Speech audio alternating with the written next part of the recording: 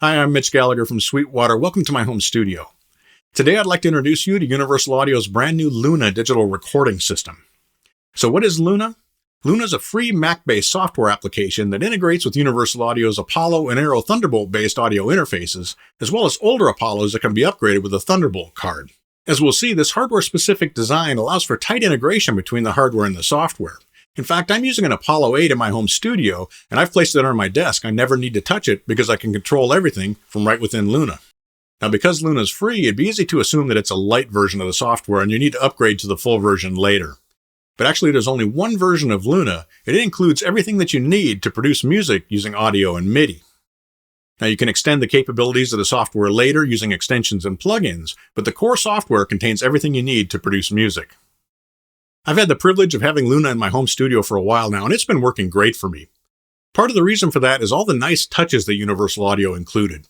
Just one example, it's always saving in the background. You never need to save a file, you never lose anything, and you never need to break your train of thought to think about file management.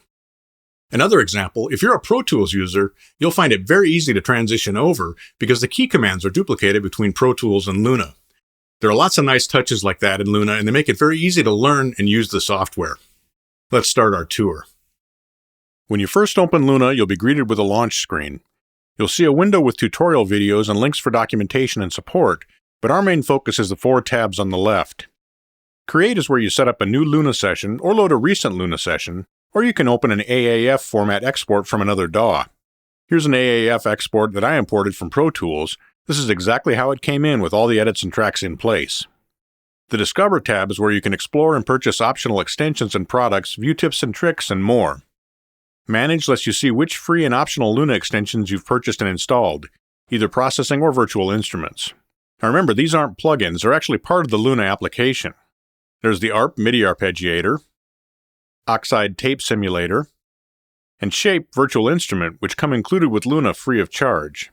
Then you can purchase the optional Neve console summing, which gives you the sound of a Neve mixing console on your audio, the Minimoog virtual analog synthesizer, the gorgeous Ravel grand piano, which Universal Audio sampled and created at Ocean Way Studios, the Studer A800 tape machine, and a wide range of Spitfire libraries. Keep in mind that Luna supports its own extensions and UAD plugins, but it's also compatible with Audio Unit's format instrument and effects plugins, giving you a huge palette of popular plugins to choose among. The final tab is Settings. If you've used Universal Audio's console application, this will be very familiar, but you can think of it as the Preferences page where you handle setup for connected Apollo audio interfaces.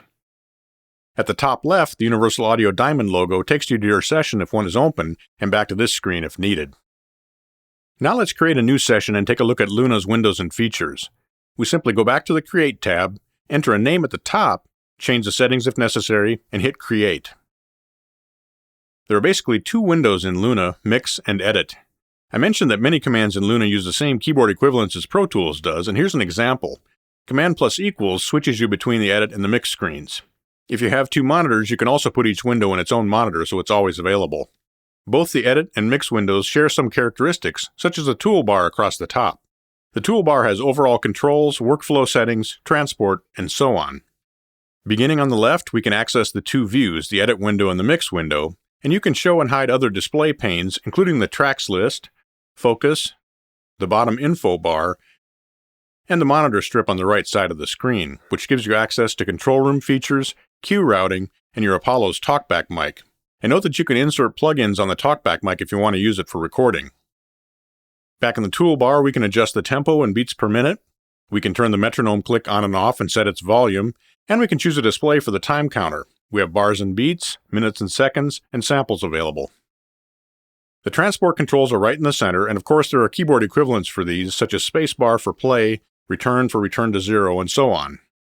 And then we have global toggles for record enable, input monitoring, clearing clip LEDs, solo, mute, and on-off for ARM. ARM stands for Advanced Real-Time Monitoring, a system that uses the Apollo DSP power to eliminate latency even when you're recording through plugins. In fact, Luna's accelerated real-time monitoring is so powerful, once a track is armed, you can punch in and out wherever you like during playback without stopping. On the toolbar, we have quick access for monitor mute and level control, which is handy if you've got the monitor strip hidden. And an important feature here are the 4 workflow selections. These allow quick access to commands specific to particular tasks. There's the recording workflow, which gives us click routing, pre- and post-roll on-off, and ARM on and off. The MIDI workflow gives us MIDI merge on and off, MIDI panic, and a cool feature, an onboard MIDI keyboard. You can play this with your mouse, or you can use the QWERTY keyboard to play it by pressing the corresponding letters. You can even change the octave and velocity. This is handy if you need to play a quick part but don't have a MIDI keyboard available. You can even play chords with the QWERTY keyboard. The edit workflow gives you cut, copy, and paste commands, and so on, and of course you can use keyboard equivalents, which I often find much faster. The mix workflow lets you set up how solo functions and gives you an overview of your session for fast navigation, as well as a handy button to export your finished mix down.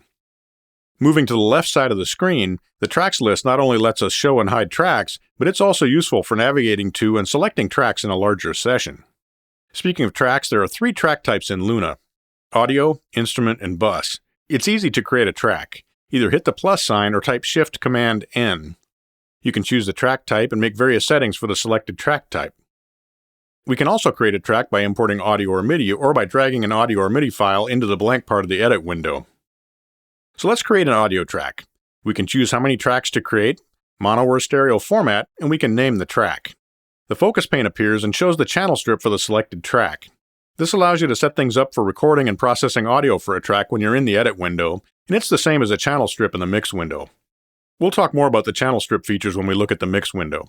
Similarly, we can create an instrument track, choose how many to create, set it for mono or stereo, name the track, and assign the instrument. You can assign either Luna extension instruments, such as the free shape, or optional Mini Moog or Ravel grand piano, or you can assign any audio unit's compatible instrument.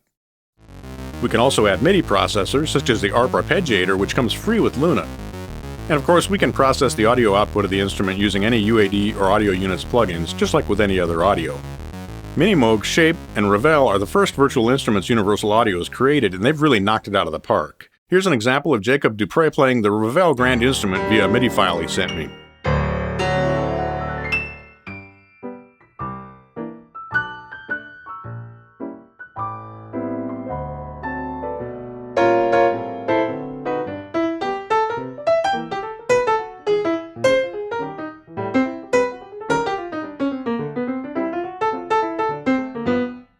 Ravel and all the instrument extensions really do sound great. The third type of track in Luna is the bus track. Bus tracks can be used for plug-in processing, as we'd often do in a hardware mixer with a reverb or a delay. You can also use bus tracks to submix multiple tracks into a mono or stereo output. We have several ways to create buses. You can use the plus button or Shift-Command-N, just like you created audio or instrument tracks. Or you can hit Shift-Command-B, which is better if you know where you'll be routing from and to, for example from sends or combining multiple tracks. Buses also allow us to add console emulation. For example, we can add the optional Neve summing, which gives us the characteristics of summing the audio through a hardware Neve mixing console. That's a very powerful sonic feature in Luna. And finally, we have the main track, which is Luna's stereo 2-bus or stereo output. It's always present, though you can choose whether or not to route your track outputs through it, or to send them to a different bus or hardware output. It gives you a master fader and can have its own inserts, sends, console summing emulation, cues, automation, and so on. Continuing our tour, here's a simple session where I've recorded some audio. The timeline and rulers run across the top. By clicking the 3 dots, you can show and hide whichever rulers you like. Loop sets the boundaries for loop recording and playback. We can choose to have the timeline display bars and beats or minutes and seconds. There's tempo, where you can input a tempo map for your song, as well as a time signature timeline. There are also markers for indicating different sections of your song. You can instantly drop in a marker even during playback by hitting the Enter key. There are other settings here as well, such as the grid division and snap to grid for the bars and beats ruler. You can choose to either move clips freely with snap turned off, or turn snap on to lock clip movement to your selected grid division. The main area of the tracks window shows us our audio, instrument, bus, and main tracks. We can adjust the height of the tracks globally with the menu, or use Ctrl plus up or down arrow to change the selected track's height. Add the Option key to adjust the height of all tracks at once. You can zoom horizontally from the navigation menu, or hit Command plus left or right bracket to zoom in and out. Now for audio tracks, we can choose to show clips, warp, or volume, mute, or pan automation.